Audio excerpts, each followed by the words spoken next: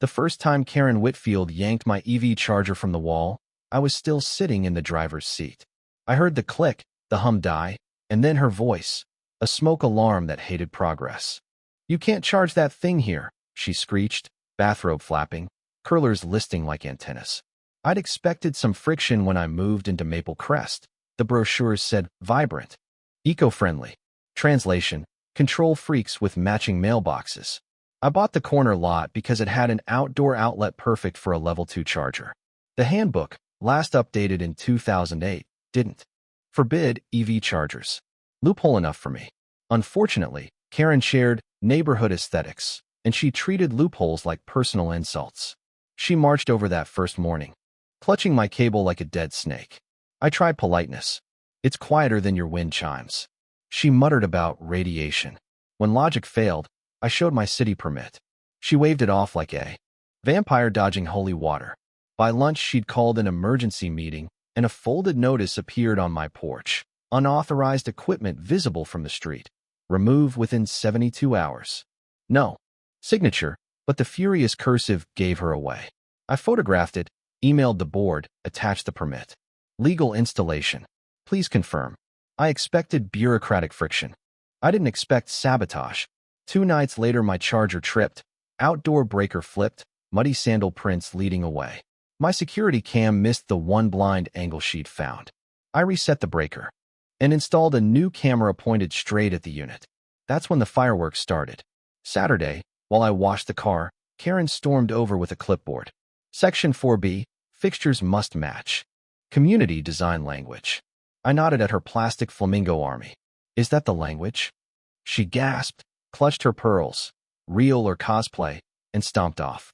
That night she reappeared on camera, unplugged my charger, and wrapped the cord around my mailbox like a deranged Christmas bough. When I stepped outside, she froze in the floodlight. "You're trespassing," I said. "I'm preserving neighborhood standards," she shot back. In the morning, a $200 citation arrived. Now signed, Karen Whitfield, enforcement. Most people would appeal or lawyer up. I prefer quieter wars, paperwork, patience, a smile that drives the other side nuts. I paid by certified check and filed a 2-page appeal citing state code, CCing every homeowner. She wanted a public fight. I gave her 1080p. Will the neighborhood split? Oh yes. Lawn signs sprouted like election season. Charge on versus keep our grid clean. The retired couple down the block started a petition for energy neutrality. I'd accidentally sparked a lithium-ion civil war. Karen doubled down, called the county fire inspector. He praised my install. She tried noise pollution. I recorded her driveway ambushes. She left sticky notes, unplugged cords, flipped breakers. Then came the last straw. A midnight stop this madness, K. That's when I stopped reacting and started planning. Step 1, legal armor. I called the HOA president, Martin Hale. He sounded like sleep cost money. "She's persistent," he sighed. "But no rule prohibits charging. You're technically in the clear. Audio recorded, the law. Allows one-party consent." Step 2, optics. If she hated silent electrons, she'd love diesel. I rented a construction-grade generator. Loud, lawful. I framed it with a little beige enclosure too. Match guidelines. Placed it 20 feet from Karen's porch and ran a heavy cord to my garage. When I fired it up, the block vibrated. The smell rolled across her patio like a barbecue gone wrong. She burst outside in slippers. "Turn that monstrosity off." "You unplugged my clean energy," I said, cheerful. "Adaptation is resilient." Her jaw worked like a power-starved fish. Fines, lawsuits, divine thunder. She promised them all. I turned the choke for extra rumble. At the emergency meeting, I arrived with a flash drive. Karen unplugging my charger, trespassing at night. Sticky note sermons. I also played Martin Hale's recorded, "You're in the clear." When she pivoted to noise, the board watched her on screen, mid-raccoon. The motion to find me failed 11-1. The board warned Karen for harassment. As I packed my laptop, she hissed, "You think you've won?" "No," I said. "I've just started charging." The generator ran 48 glorious hours before. Karen's diplomacy curdled. She tried anonymous texts, eco-terrorism, fake decibel complaints, and finally, a midnight fuel line cut, surgical, precise. Her porch light blinked on as I discovered it. Guess it ran out of gas, she purred. I didn't bite. I installed motion sensors and a birdhouse camera. It caught her creeping back with a flashlight wrapped in red cellophane. The next morning, my charger cable was sliced clean through. I uploaded the footage to the HOA server and CC'd the sheriff. Trespass, vandalism, property damage. Deputy Caleb Harris, calm, clipped, advised her to stay off my property. And you, he told me, stop provoking. Deputy, I said, provocation is her cardio. When Karen's flyers, protect our air quality, appeared, featuring my generator cropped to look like a smokestack, the county inspector returned, took readings, and shrugged. Within limits. I responded with my own flyer. In defense of modern energy, QR codes to the county report, and a fun fact, her SUV idled dirtier in 10 minutes than my generator in an hour. Hashtag PetuniaGate, RIP her overwatered plant, did the rest. Then came escalation. By proxy. Tire tracks across my lawn at midnight. Entry camera caught Karen's beige SUV. Forged HOA notices. No generators within 50 feet of porches. Martin Hale groaned. She forged our seal. She tried charm offensive via her husband, Paul, a soft-spoken woodworker who whispered, when she can't sleep, nobody can. I handed him a copy of the videos. He carried it home like his own. Eviction. 2 days later, Karen rebranded. A gray van with EcoGauge Environmental Services on the back. Her new one-woman consultancy idled near my curb. She launched the Pure Air Coalition. Fake QR codes, pastel flyers, and decibel tours with a handheld meter.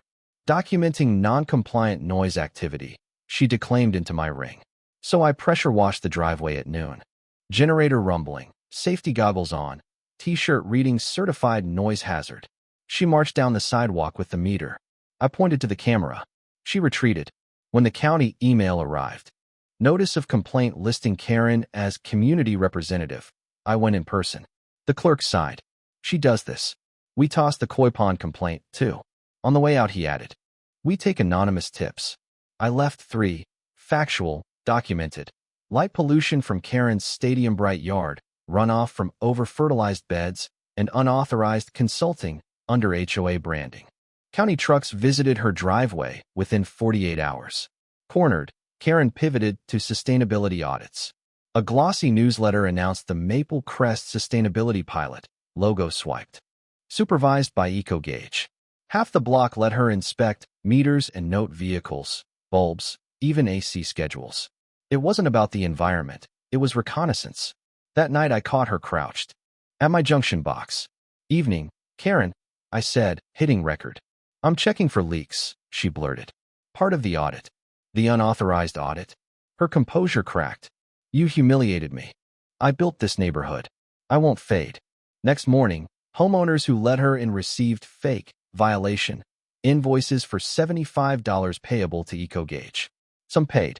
Deputy Harris returned with a cooler voice. We'll need your videos. He walked away with a USB and a promise. If she keeps this up, we'll get a warrant. Soon, the lights at Karen's house went dark. Paul murmured that she'd gone to her sister's in Arizona. She doesn't have a sister. A week of quiet ended with a package on my porch, a brand new extension cord, and a note. Every system has limits. Yours is next. It smelled faintly of diesel. I tightened security. The lantern cam caught her at 1:13 a.m., loosening my ground wire.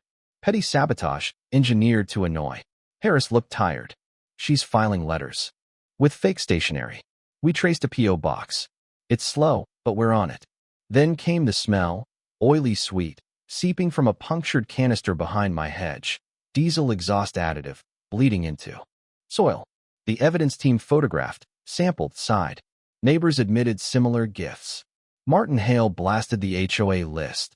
Do not engage with EcoGauge. Law enforcement is handling it. 2 mornings later, a delivery truck tried to drop a pallet labeled diesel equipment parts at my driveway. Cinder EcoGauge. Inside, filthy exhaust filters, perfect for a staged photo. I refused delivery and filmed everything. That was enough. At dawn, 3 cruisers nosed into a rental across town where her gray van had been sleeping. Officers rolled out Karen in cuffs, binders of forged letters, stolen HOA docs, unlabeled canisters, a notebook titled Neighborhood Restoration Plan. Under my address, a sticky note read, "Remove charger permanently, psychological win required." Charges: trespass, vandalism, environmental endangerment. She may bail, of course, but a stay-away order set a 300-foot halo around my property and HOA facilities. The neighborhood exhaled. We grilled. Kids chalked power restored to the people, and Martin finally slept. Then her digital front opened. A spliced documentary hit social feeds. Local man stages diesel drama. It cut my old clips into a fake confession. Hashtag Team Karen versus hashtag Charge on split timelines. Sand dumped in my driveway. Recycling arranged in a ritual circle. A lawsuit followed. Whitfield v. Brooks, defamation, distress. Harris told me to keep quiet. The DA had her notes and my footage.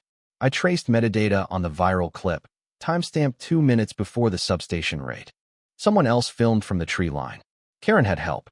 That night, I found a wireless starter relay duct taped behind my breaker, military grade, remotely triggered. Harris frowned. She's not acting. Alone.